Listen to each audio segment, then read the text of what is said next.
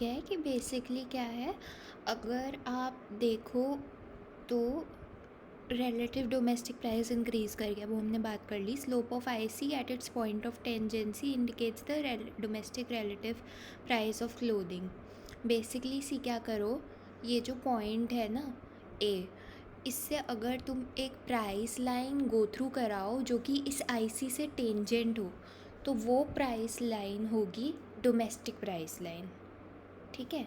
Basically क्या है, जिधर ऑफर कर्व्स मिलते हैं उससे तो हमेशा आती है फॉरेन प्राइस लाइन, मतलब world price line, right. And अगर जिधर ए के साथ ये टेंजेंट हो रहा है, अगर तुम उधर से एक प्राइस लाइन गुजारते हो तो that price line is basically what is, जो आपका domestic price line, right, that is your domestic price line. The thing is कि आईसी जो है वो डोमेस्टिक प्राइस लाइन के टेंजेंट होगा, क्योंकि दैट इज़ बेसिकली कि आप अपनी कंजम्पशन से होने वाली यूटिलिटी को किसके अगेंस्ट मैक्सिमाइज़ करोगे, उसी के अगेंस्ट ना, जो प्राइसेस आप अपने देश में पे कर रहे हो। See as a country the thing is कि वर्ल्ड प्राइसेस जो हैं वो आपके आ रहे हैं ऑफर कर्व्स के इंटरसेक्शन से, ठीक है। बट एट बट आपके जो कंज्यूमर्स हैं और आपके जो प्रोड्यूसर्स हैं वो उस वर्ल्ड प्राइस से हट के एक प्राइस बेयर कर रहे हैं, क्योंकि आपने वर्ल्ड प्राइस के ऊपर टैरिफ लगा रखा है, राइट। तो वो जब अपना, वो लोग जो कंज्यूमर्स हैं, जो प्रोड्यूसर्स हैं, जब वो अपना ऑप्टिमाइजेशन करते हैं तो वो अपना ऑप्टिमाइजेशन करते हैं उन प्राइसेस में जिन पे टैरिफ लगा हुआ है, यानी कि डोमेस्टिक प्राइस, राइट।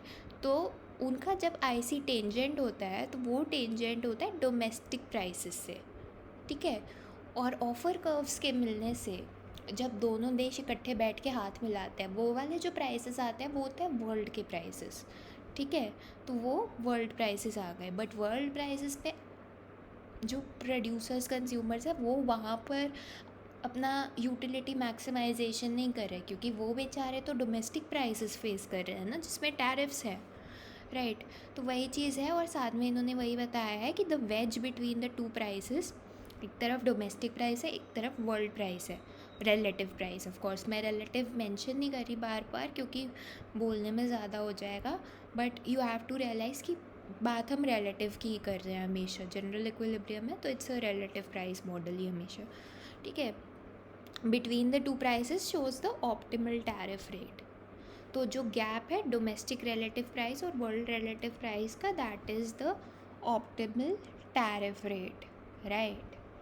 तो you have to realise that, ठीक है।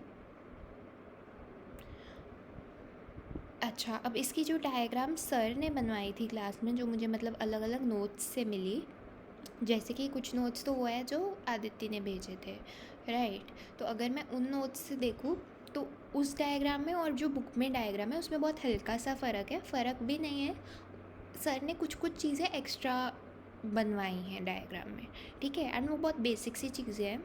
तो what you will see is, first thing जो नोट करना कि सर ने बेसिकली क्या कराया है, कि इसने क्या कराया है कि इसने एक पॉइंट, बेसिकली एक क्यू पॉइंट लिया है और एक पॉइंट ए ले लिया जिधर आपका ऑप्टिमाइजेशन हो रहा है। सर ने क्या दिखाया है कि बेसिकली उन्होंने एक और ऑफ़र कर्व बनाया है जो कि कुछ ऐसा है, फॉलो करना मेरे कर्सर को, ये ऐसा जा रहा है, ठीक है, ए के लेफ़्ट में से होके जा रहा है। उन्होंने बेसिकली दिखाया है कि अगर तुम और भी ज़्यादा टैरिफ लगा दो और तुम्हारा ऑफ़र कर्व और भी अंदर को आ जाए तो उससे क्या होगा, वो ऑफ़र कर्व कुछ इधर को जाएगा, ठीक है। और बेसिकली अगर मैं तुम्हें दिखाऊँ तो जस्ट एक सेकेंड, में किसी चीज़ में कंफ्यूज हो गई।